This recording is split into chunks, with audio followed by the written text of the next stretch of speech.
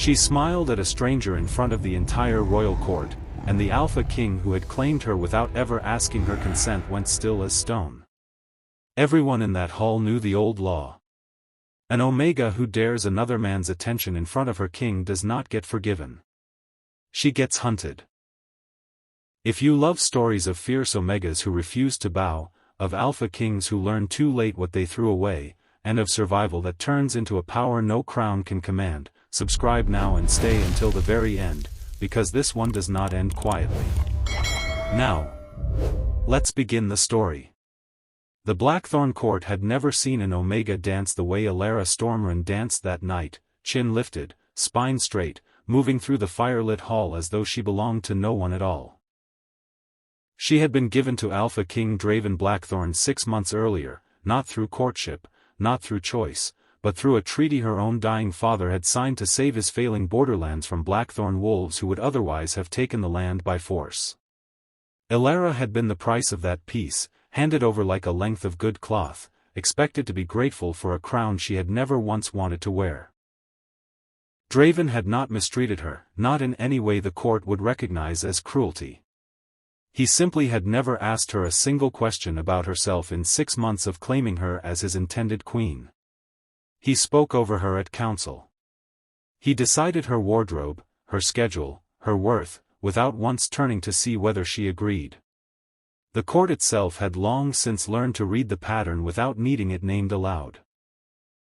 Draven ruled with a steady, capable hand where matters of land and law were concerned, respected by his lords for exactly the qualities that made him nearly impossible to live beside as a husband, a certainty so complete in his own judgment that he rarely paused to wonder whether anyone else's judgment might carry equal weight. His mother, the old queen, had died years before Elara's arrival, and the absence of any woman at court willing to challenge him gently had let that certainty calcify into something closer to habit than temperament. The lords who might have counseled him otherwise had learned, over the years, that disagreement rarely survived contact with his patience, and so the court had settled into a comfortable silence that suited everyone except the Omega now expected to live inside it. That night, the hall was full of visiting dignitaries from the southern courts, come to finalize a trade agreement Draven had spent a year negotiating, and among them stood a young envoy named Rhys Thornwood, sharp-eyed and unhurried, watching Elara across the room the way a man watches something he finds genuinely interesting rather than merely useful. He crossed the hall and asked her to dance before Draven's own steward could steer him elsewhere, and Elara, tired of 6 months spent as furniture in her own life, said yes. It was not the first time a visiting envoy had shown her simple courtesy at court. She remembered a spring trade delegation months earlier, when a merchant's daughter had asked her opinion on a shipment of dyed wool and Elara had answered honestly, only to watch Draven's steward step in a moment later and redirect the conversation entirely toward the king's preferences, as though her own taste were an amusing footnote rather than a fact worth recording. She had learned, in increments too small to properly resent at the time, to keep her opinions to herself in that hall, to let the court's version of her stand in for the woman she actually was. Rhys, in the span of one crossed hall and one simple question, had undone 6 months of that careful smallness without even trying. They danced only once. It meant nothing beyond the simple, radical pleasure of a man asking rather than declaring, of a partner who laughed at something she said instead of correcting her posture. He asked her, mid-step, what she thought of the trade agreement his own delegation had come north to finalize, and seemed genuinely startled when she answered with a sharp, informed opinion rather than the polite nothing the court had trained her to offer. "You have clearly been listening in every council session they let you sit through," he said, delighted rather than dismissive, and it had been so long since anyone treated her intelligence as a pleasant surprise rather than an inconvenience that she nearly forgot, for the length of one song, exactly whose hall she was standing in. But Draven watched from his throne with a stillness that spread through the hall like frost creeping across glass, and by the time the song ended, every wolf in that room understood exactly what they had witnessed. Draven rose from his throne without a word and crossed the floor himself, and the music died before he reached her, the musician sensing the danger the way animals sense a storm before the sky ever changes color. "You dishonor my claim in front of my own court," he said, his voice low and even, which frightened her far more than shouting would have.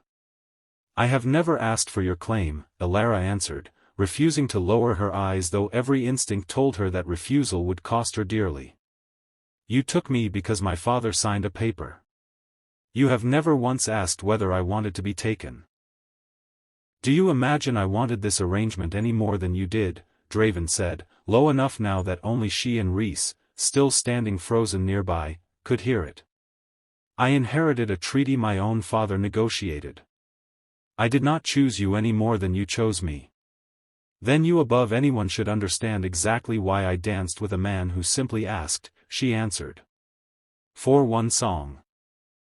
I was allowed to be a person rather than a term in someone else's agreement. If that wounds your pride, perhaps the wound says more about the 6 months you spent never once asking me a single question than it says about me." The hall had gone utterly silent, 200 wolves watching their king absorb a public defiance no Omega had ever offered him before. Draven's golden eyes flicked toward Rhys, who had gone very still at the edge of the dance floor, wise enough to recognize a fight that was no longer about him at all. "There is an old law in Blackthorn territory," Draven said, loud enough now for the entire hall to hear. "An Omega who shames her king's claim before witnesses forfeits her place in his territory. I did not write that law. But tonight, I will enforce it." Elara felt the ground shift beneath her, the sudden understanding that her small act of defiance, her single dance with a man who had simply been kind to her, was about to be turned into something far larger and far more dangerous than she had ever intended. "You cannot mean to cast me out over a dance," she said, and for the first time that night, her voice shook. "I mean to remind this court that a treaty is not a toy," Draven answered, and something colder than anger moved behind his eyes now, something closer to a wound he refused to let anyone see. "You are cast out of Blackthorn lands before dawn. If you are found within my borders after tonight, the law grants any wolf here the right to hunt you as a trespasser." No one spoke for her. No one dared. Even Rhys, watching from the edge of the hall with something like horror on his face, understood that stepping forward now would only make her punishment worse. The hall emptied slowly after Draven's pronouncement, wolves filing out in uneasy silence, none of them quite able to meet Elara's eyes as they passed, as though her sudden fall from grace might somehow be contagious if they lingered too long in her presence.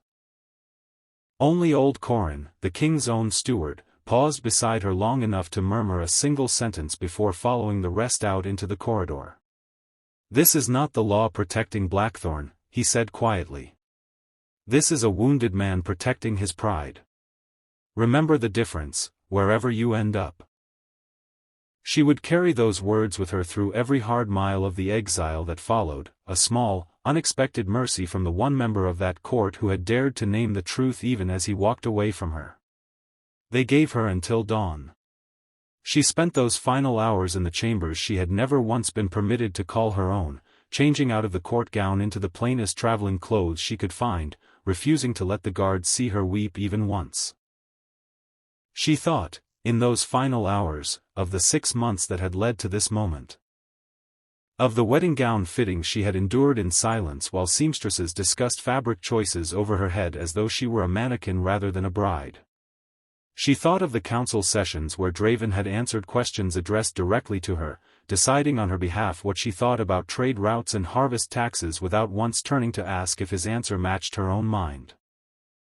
She had told herself, in the early weeks, that this was simply how kings behaved, that she would earn a voice in time if she proved herself patient and useful enough. She understood now, waiting for dawn in a room she had never chosen, that patience had only ever bought her more silence, never more respect. She thought too of her father, dead these 6 months, and wondered whether he had known, when he signed the treaty that traded her for his failing borderlands, exactly what kind of man he was handing her to. She chose to believe he had not known, because the alternative was a grief she did not have room to carry alongside everything else this night demanded of her. A single guard, a young wolf named Pell who had never once treated her as anything less than a person during her 6 months at court, slipped a loaf of bread and a worn traveling cloak into her hands as she passed through the lower corridor before dawn, saying nothing, risking his own standing for a kindness that would never be recorded anywhere in Blackthorn's histories. She thanked him with a look rather than words, unwilling to trust her voice, and walked on toward the gates. By the time the sun rose grey and cold over the eastern towers, Elara Stormrun walked out through the gates of Blackthorn Keep with nothing but the clothes on her back and a fury burning under her ribs that felt, for the first time in 6 months, entirely her own. She did not look back at the keep as the gates closed behind her, though she heard them groan shut with a finality that settled somewhere deep in her chest. She had expected, in the last hours before dawn, to feel only grief at that sound.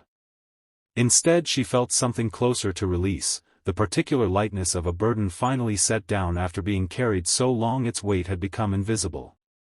Whatever waited for her beyond those walls, it would at least be a life shaped by her own choices rather than a treaty signed before she was old enough to understand what it would cost her. The forest beyond Blackthorn territory belonged to no crown at all, a stretch of ancient pine and broken ridgeline the old map simply marked as unclaimed, feared by traders and soldiers alike, for the packs of ownerless wolves said to roam it without mercy or law. Elara had grown up hearing stories of that forest from her father's border guards, tales meant to frighten children into staying close to the keep walls. She had never imagined she would walk into it herself, alone, with no blade and no cloak thick enough to survive the coming cold. The first hours were the hardest, not for the cold or the hunger but for the strange, dizzying freedom of a decision entirely her own, the first she had been permitted to make in 6 months. She walked without a destination, without a plan beyond simply putting distance between herself and a life that had never once asked what she wanted, and found, even in her fear, a fierce and unfamiliar satisfaction in the sound of her own footsteps choosing their own direction. She walked for 2 days before her strength began to fail her, rationing the single loaf of bread a sympathetic kitchen maid had smuggled into her bag before the gates closed behind her. She drank from half-frozen streams and slept in the hollows of fallen trees, and on the 3rd night, exhaustion finally dropped her to her knees in a clearing ringed by black pine, certain that the wilderness was about to finish what Draven's law had started. It was there that the wolves found her, 3 lean shapes emerging from the tree line with hunger plain in every line of their bodies, ownerless and lawless exactly as the stories had warned. Elara had no weapon and no strength left to run, and in the terrified stillness before the first wolf lunged, something inside her chest finally tore open. She had never shifted before. She had been told, quietly, by a nervous pack healer years ago, that her bloodline carried the trait but that it might never surface, that some Omegas simply lived their whole lives without the wolf ever answering the call. She had believed it, the way she had believed every small diminishment offered to her over the years. She did not believe it any longer the moment her spine bent forward under a sudden, impossible weight of muscle, the moment her vision sharpened into something that could count every hair on the lunging wolf's muzzle, the moment a snarl tore out of her throat that did not sound like her own voice at all. She met the first wolf mid-air, driving it back with a strength she had never once been permitted to discover in 6 months of being told exactly who she was allowed to be. The second came at her flank and she turned into it rather than away, her jaw finding the soft place beneath its throat before it could recover its balance. The third, seeing its packmates broken in the snow, fled into the dark without a sound.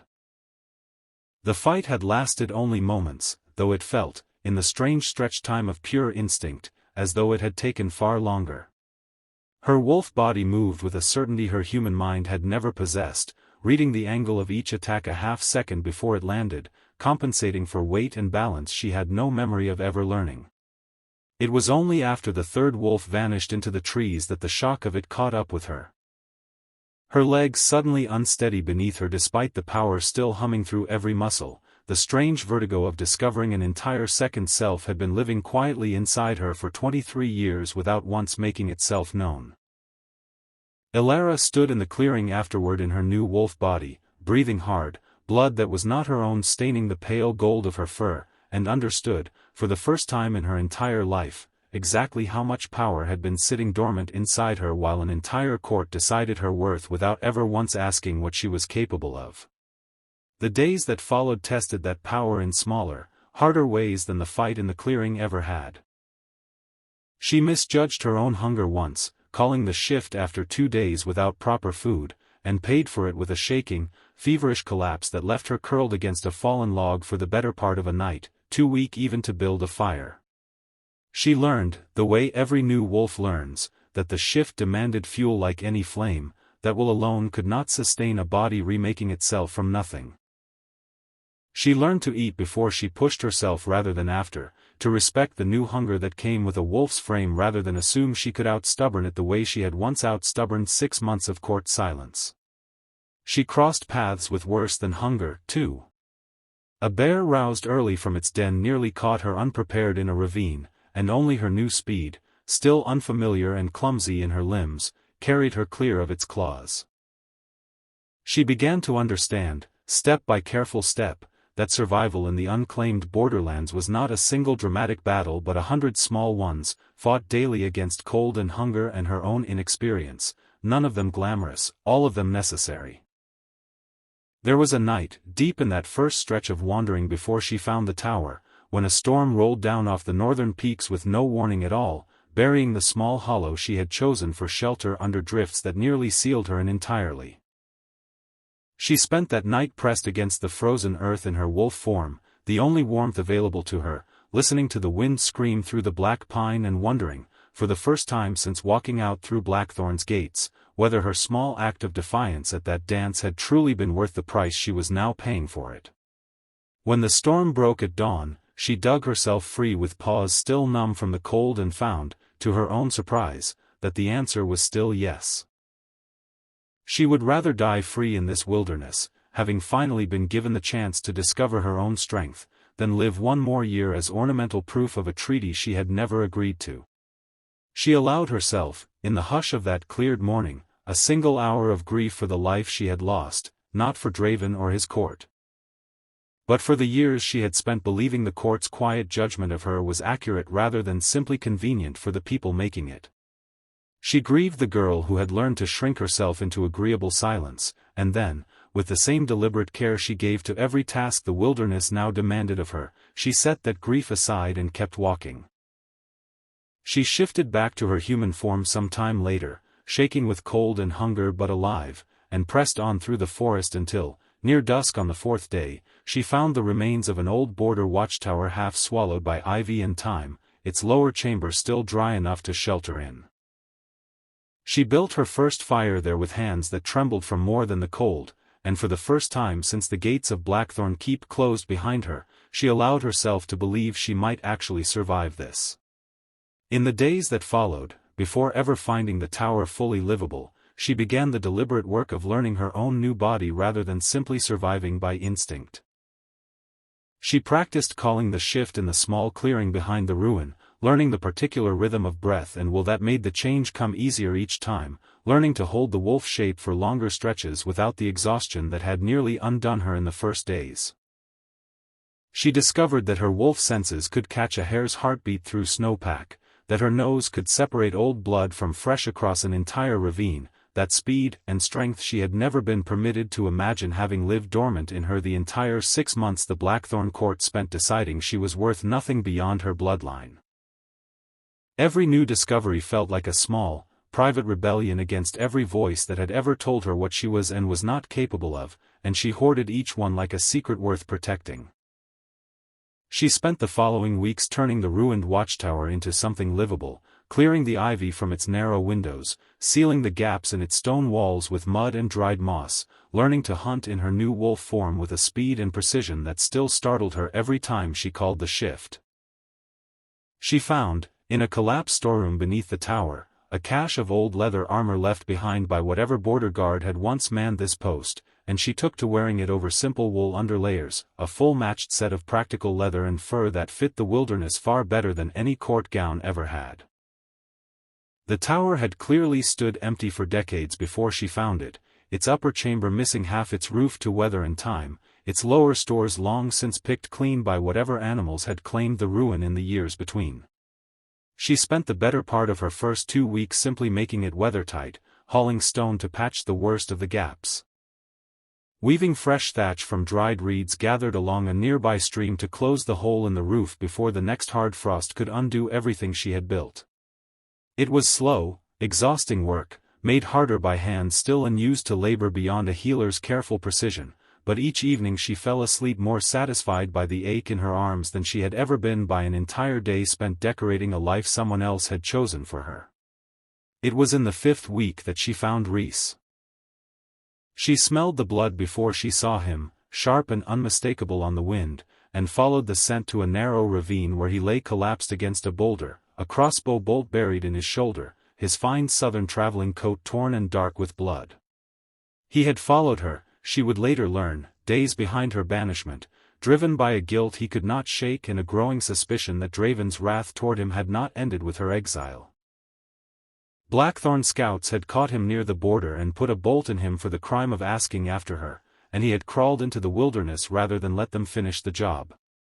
She should have left him. Every instinct told her that a man connected so closely to the humiliation that had ended her old life could only bring more danger. But she had not forgotten the one kindness he had shown her in 6 months of being treated like property, and she could not simply walk past a dying man twice in one lifetime and call herself the person she wanted to become. She carried him back to the tower and spent 3 days fighting the fever that followed the wound, packing the gash with herbs she had gathered and dried through the previous weeks, holding him down through the worst of the fever's grip with a strength her human arms had never carried before. Those 3 nights taught her something about herself she had not expected to learn in the wilderness. She had spent 6 months at Blackthorn Court being cared for, materially at least, by servants who tended her comfort without once tending her spirit, and she had assumed, in her bitterness, that she had forgotten how to offer real care to another living creature. But sitting beside Rhys through the worst of his fever, murmuring old healing chants her mother had taught her as a child, pressing cool cloths to his burning skin through the deepest hours of the night, she found the instinct had never actually left her.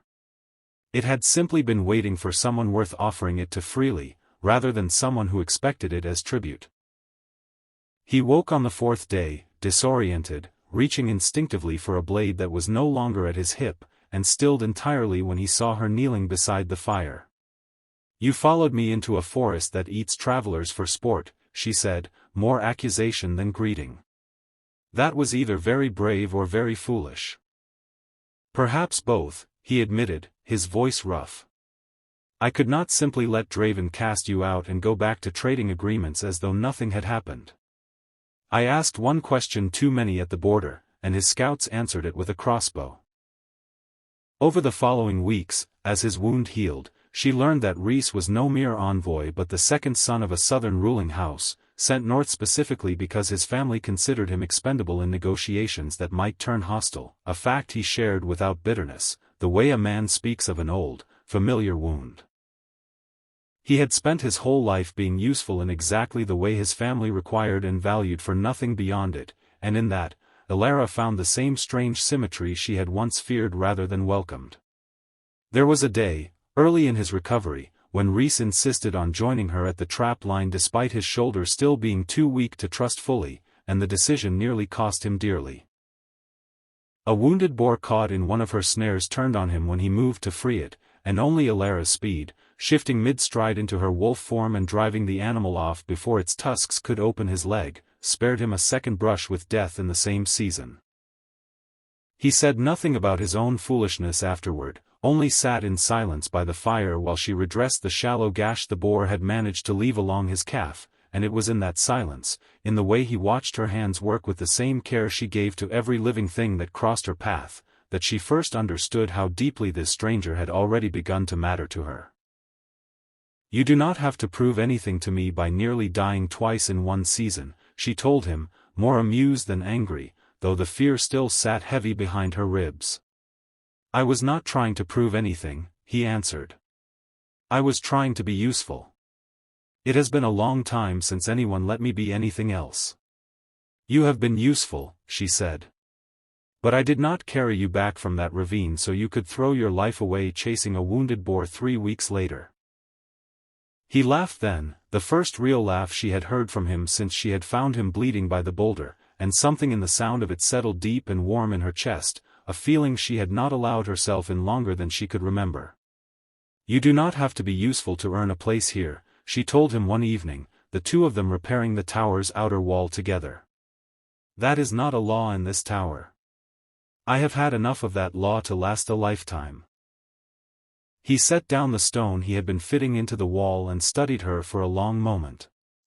Do you ever wonder who you would have become, he asked, if the treaty had never taken you north at all, if you had simply grown up on your father's borderlands with no crown ever laying claim to you? She considered the question honestly before answering. I think I would have become someone who never learned what she was capable of, she said.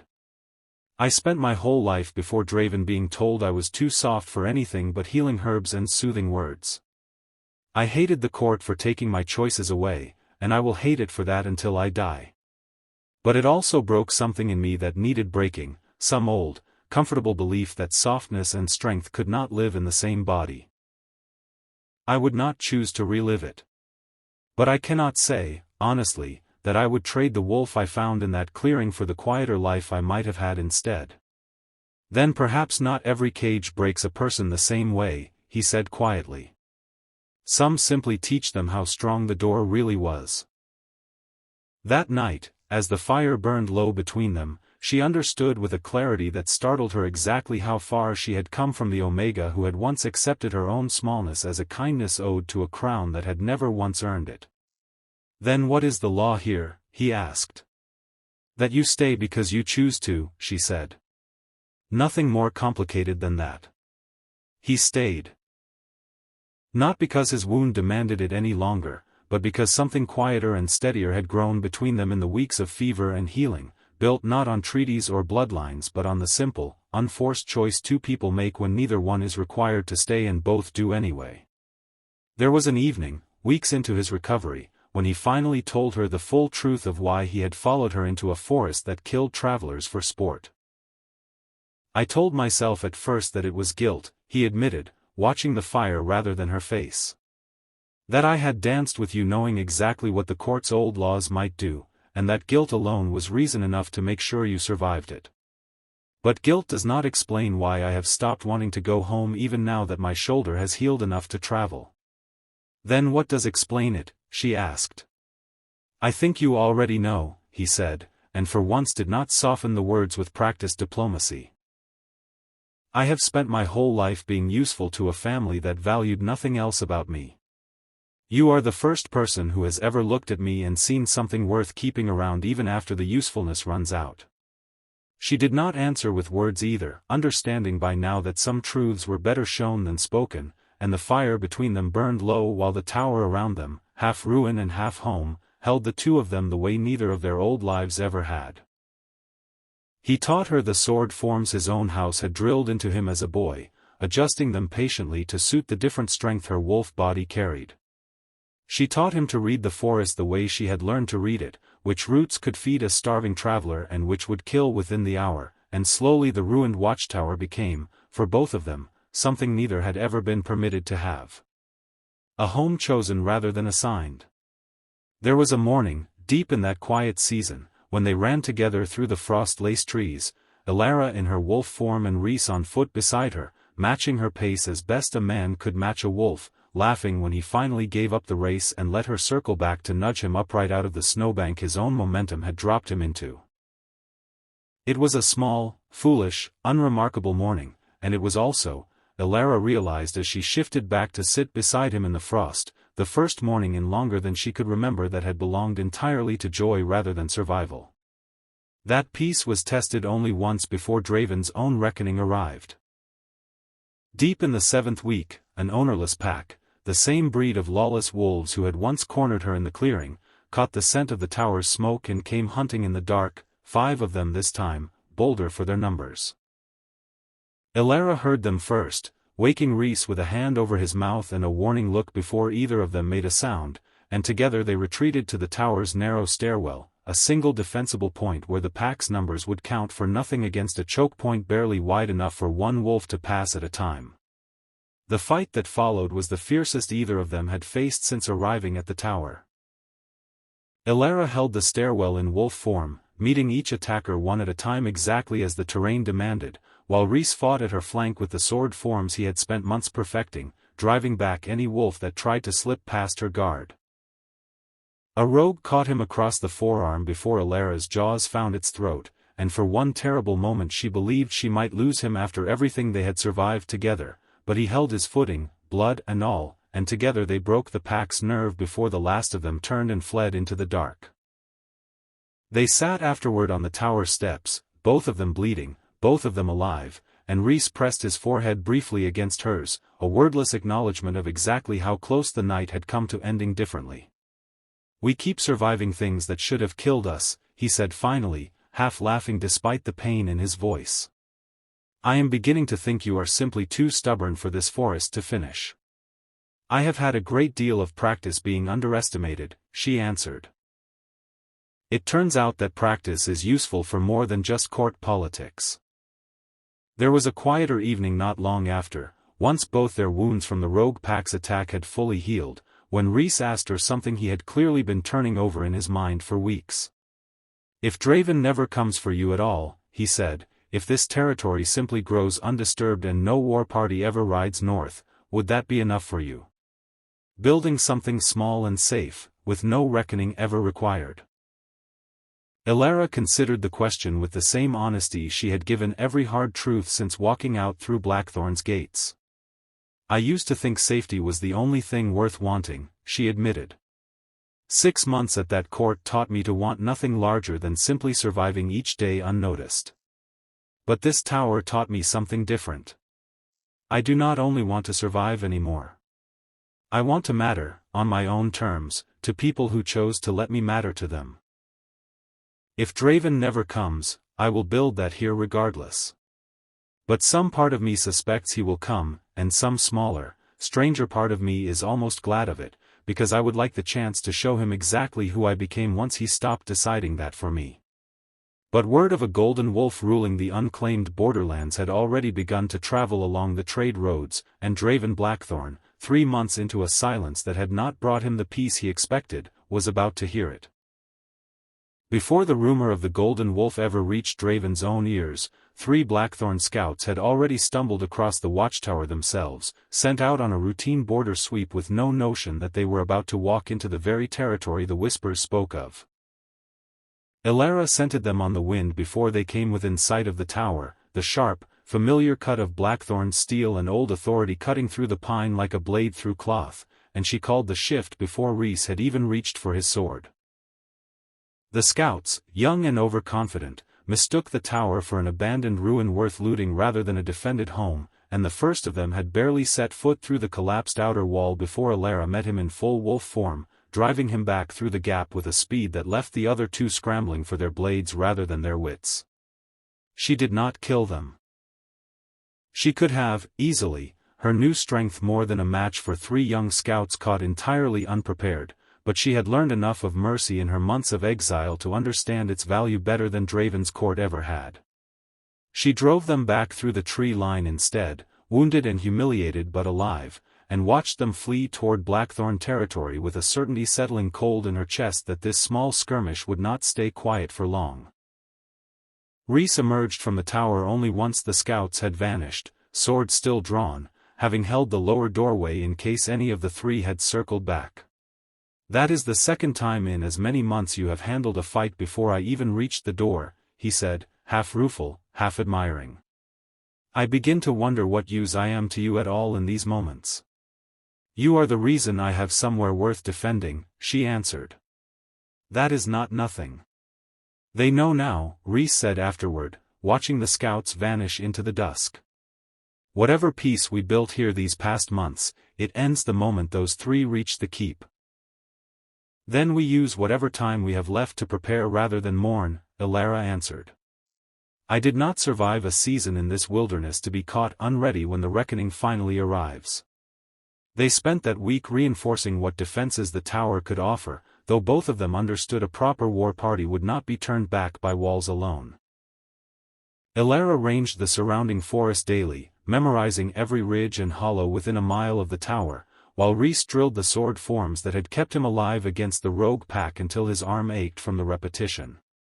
Neither of them spoke aloud of the possibility that this week of preparation might be their last, but the knowledge sat between them regardless, sharpening every quiet moment they still had left to share. The rumor those scouts carried home reached Draven through the very same border patrol within the week, a strange and unlikely tale of a golden-furred wolf who had driven off 3 armed scouts single-handed and now ruled a stretch of the ancient forest with a southern-born mate at her side. Draven had told himself for 3 months that casting Alara out had been necessary, a matter of law that no king could bend without inviting every other Omega in his territory to test the same defiance. He had told himself the ache that followed him through those months was simply the natural cost of ruling, not grief, not regret, certainly not anything so foolish as missing a wife he had never once bothered to know. The rumor of the Golden Wolf undid every one of those careful justifications in a single evening.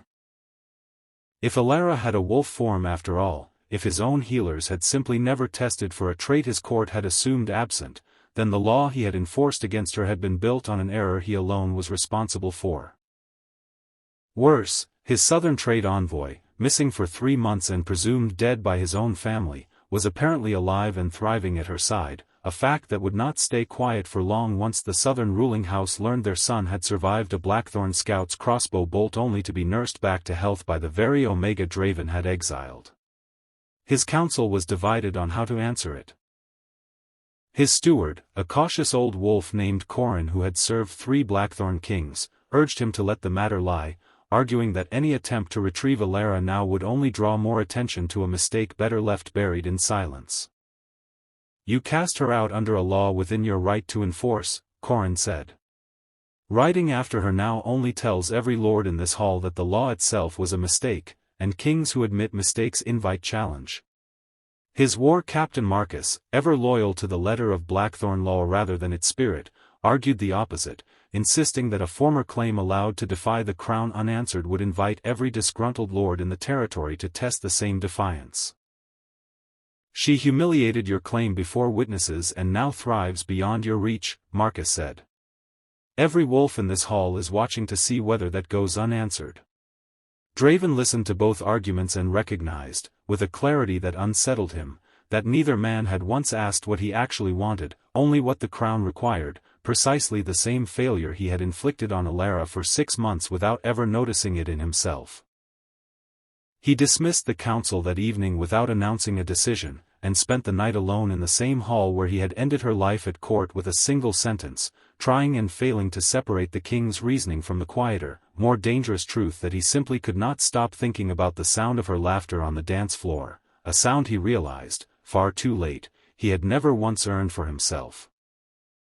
He walked the empty hall until nearly dawn, tracing the same floor where he had watched her dance with Rhys, remembering with an honesty he had denied himself for 3 months that his fury that night had never truly been about a broken law at all. It had been about watching a woman he had never bothered to know laugh freely for the first time since her arrival, and realizing, in the space of a single song, that he had never once given her a reason to laugh that way in his own presence. Pride had turned that realization into rage before he had ever let himself feel the shame beneath it, and rage was a far easier thing for a king to justify to his council than shame ever could be. He rode out with a war party of 10, telling his council it was a matter of retrieving a southern dignitary before the incident could sour a valuable trade alliance, telling himself it was a matter of correcting a legal error before it could be used against his crown, refusing entirely to examine the truth beneath both excuses, that he could not bear the thought of the Omega he had wronged building a life that had never once required his permission. Among that war party rode Marcus himself, the captain who had once read Blackthorn's old law aloud in the ceremonial hall with a certainty he had never once questioned. He found that certainty harder to hold now, 3 months removed from the heat of that night, remembering with an honesty the campfire dark seemed to encourage that Alara had spent her entire time at court treating even the lowest-ranked guards with a courtesy few highborn wolves ever bothered to offer. He said nothing of his doubt to the others, loyalty to a king not being a thing easily unlearned even when the law behind it had begun to feel less like justice and more like a wound the crown refused to let heal. But the doubt rode north with him regardless, waiting for the moment it would matter most.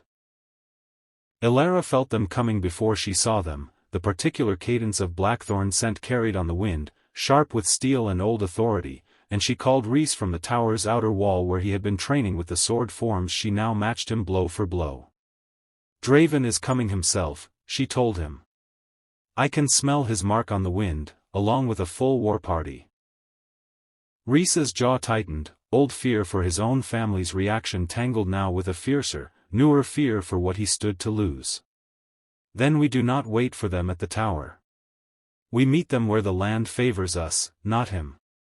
They chose the frozen gorge half a mile from the tower, a narrow channel of ice and stone where Draven's numbers would count for less against two fighters who knew every foothold in the terrain. Elara dressed in her matched leathers and furs, nothing of the court gown left in her at all, and Rhys stood beside her in gear she had helped him repair with her own hands, two wolves, one of them not born to the shift at all but choosing to stand his ground beside her regardless. They spent the evening before the confrontation preparing rather than fearing, Elara walking the gorge twice to map every foothold and blind corner into memory, Rhys sharpening the blade he had carried since his recovery and testing the give of the ice along the gorge floor. Neither of them spoke of what might happen should the fight go against them, though both understood exactly what they stood to lose. It was Rhys who finally broke the silence as the last light faded from the sky. "My family will hear of this eventually, whatever happens tomorrow," he said. A southern envoy fighting an Alpha King over a borderland Omega is not a story that stays quiet for long. I find, strangely, that I do not care what they make of it. Elara studied him across the firelight, remembering the boy his family had raised to be useful and disposable in equal measure, now standing ready to fight a king for a life neither of them had been handed by anyone else. 6 months ago, she said, would have told you that surviving mattered more than being seen. I have learned since then that the two are not always the same thing, and that a life worth surviving for is worth being seen fighting for as well. Whatever happens today, Rhys said, the wind tearing at both their cloaks, I do not regret 1 hour of the 3 months that led us here. Neither do I, Elara answered. And I did not survive that first night in the wild to hand this life back to a king who only wants it now because someone else values it.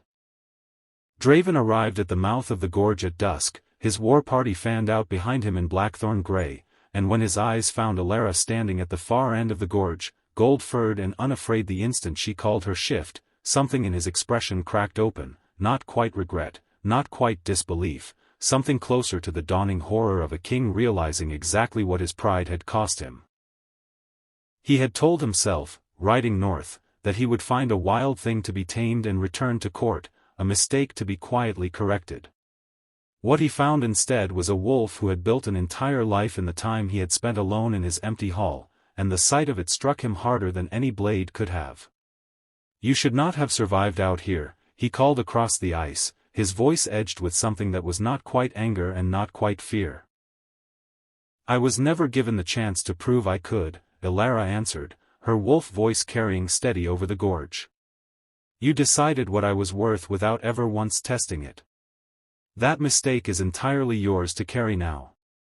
The first Blackthorn wolf to break rank was Draven's own captain, a broad grey alpha named Marcus who had personally read the law that cast her out.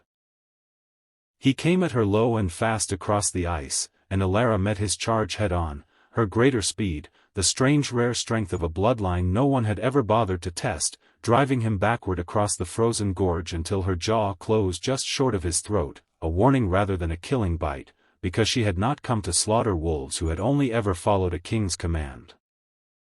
Marcus went still beneath her, his earlier certainty about the rightness of Blackthorn law visibly cracking as he stared up at the Omega he had once helped condemn, now sparing him a death he had not expected to be offered. Release him, Draven shouted, shifting into his own massive black form, for bristling along a frame built for command rather than survival. Rhys met him with a blade rather than teeth, sword forms honed through months of patient practice turned now to their true purpose, and though he was no match for an alpha king in raw strength, he was fast, and disciplined, and fighting for something he had never once been allowed to fight for in his entire life spent as an expendable second son. The two of them traded blow after blow across the ice, Draven's massive paws forcing Rhys back toward the gorge wall, until Elara released Marcus and turned, closing the distance in a single powerful stride to drive her shoulder into Draven's exposed flank before his jaws could find Rhys's throat.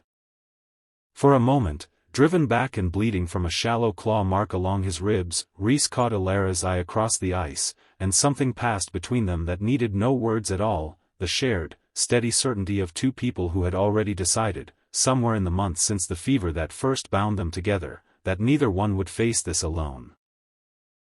That certainty carried them through the worst of the exchange that followed, Rhys pressing forward again with renewed strength the moment he understood Ilara stood ready to cover whatever ground he could not hold alone. The impact sent Draven sprawling across the ice, and for a long moment the entire gorge held its breath, the remaining Blackthorn wolves uncertain whether to press the attack or retreat, their loyalty to a king never having been tested against an Omega who might actually win. The impact sent Draven sprawling across the ice, and for a long moment the entire gorge held its breath, the remaining Blackthorn wolves uncertain whether to press the attack or retreat, their loyalty to a king never having been tested against an Omega who might actually win. Two of the younger wolves in Draven's party exchanged a glance and simply backed toward the gorge mouth, unwilling to die for a grudge over a single dance that had never been theirs to carry. Draven recovered his footing and turned on Ilara with the full weight of his fury, his jaws finding her shoulder in a bite that tore through fur and flesh alike, and she answered the pain not with retreat but with the discipline Rhys had drilled into her through the winter, twisting beneath his hold and driving her own teeth into the joint of his foreleg with enough force to crack bone. Draven's roar of pain echoed off the gorge walls loud enough to send snow sliding from the cliffside above, and he collapsed onto the ice, his ruined leg unable to bear his weight any longer. Ilara stood over him, jaws parted, every instinct in her wolf body screaming for the killing bite that would end, once and for all, the king who had cast her out over a single dance. Draven lay still beneath her, his golden eyes wide with something she had never once seen in 6 months at his court, real fear, and beneath the fear, something rawer, the recognition of a man finally understanding exactly what he had thrown away. Ilara shifted back to her human form, standing over him with the wind tearing at her hair, blood from her torn shoulder freezing dark against her leathers, and for a long moment the gorge held its breath, waiting to see whether she would finish what the fight had started. Ilara welcomed each of them the same way she wished someone had welcomed her on the night she first stumbled into that ruined tower, with food, with shelter, and with the simple, unqualified promise that no one here would ever decide their worth on their behalf again. By midsummer, the tower had grown a small ring of new structures around it, a training yard, a proper storehouse, a healing lodge built to Ilara's own careful specifications, the beginnings of something that no longer resembled a single woman's refuge but an actual home for anyone willing to build it honestly. Marcus was among the first to arrive, 3 weeks after the battle at the gorge, without his Blackthorn captain's insignia, offering no excuses for the law he had once enforced against her, only the honest admission that he had never once questioned it until he watched her spare his life on the ice. Ilara did not forgive him quickly, and she told him so, but she let him stay and prove with his hands what his old loyalty had failed to prove with his voice, and slowly, season by season, the distrust between them settled into something steadier. Pell, the young guard who had slipped her bread and a cloak on the morning of her exile, arrived not long after, having finally worn out his patience with a court that rewarded silence over conscience, and Ilara welcomed him with a warmth she had never once been permitted to show a Blackthorn guard while trapped inside those walls. Word eventually reached Rhys's own family in the south of exactly what had become of their expendable second son, and the reaction, when it finally arrived in the form of a formal letter carried north by a hesitant courier, surprised them both. His father, ever practical, wrote not of scandal or shame but of the trade advantages a formal alliance with a growing borderland territory might offer his house, an offer of recognition that Rhys read aloud by the fire with a laugh equal parts bitter and relieved. Even now, he said, folding the letter closed, he cannot see me as anything but useful. But I find I no longer need his approval to know my own worth. Ilara took his hand and said nothing more needed saying, and the letter went into the fire along with the last of his old family's claim on him. They built a life together in the seasons that followed that neither treaty nor crown had ever offered either of them, a life measured not in alliances or bloodlines but in mornings chosen freely and work shared willingly, and if either of them ever doubted whether it had been worth the cost of everything they left behind, neither one ever said so aloud. Draven Blackthorn kept his crown, but the Southern Trade Alliance he had worked a year to build never fully recovered from the scandal of his envoy's near death at his own scouts' hands, and the council that had once deferred to him without question began, slowly, to ask harder questions of a king who had let pride cost his territory so dearly. Whether he ever understood the full weight of what his law had taken from him, Elara never learned and, in time, stopped wondering. She had built something far more lasting than his regret. Elara Stormrun never returned to Blackthorn Keep, and she never again wore a gown chosen for her by hands that had never once asked what she wanted. She wore her leathers and her furs with pride, walked land that answered to no crown but her own hard-won law, and built, from a ruined watchtower and a single act of defiance on a dance floor, a life entirely her own choosing. She thought sometimes, in the quiet hours after the territory settled for the night, of the girl who had once believed patience and silence were the only tools available to her at Blackthorn Court. That girl had not disappeared entirely, she had simply learned that patience could be a weapon rather than a cage, that silence could be chosen rather than imposed, and that the softness the court had once mistaken for weakness had, all along, carried a wolf inside it strong enough to build an entire world from nothing. The wolves of the borderlands learned quickly never to underestimate an Omega who had already survived the worst a crown could do to her. Some lines, once crossed in the right direction, can never be uncrossed again.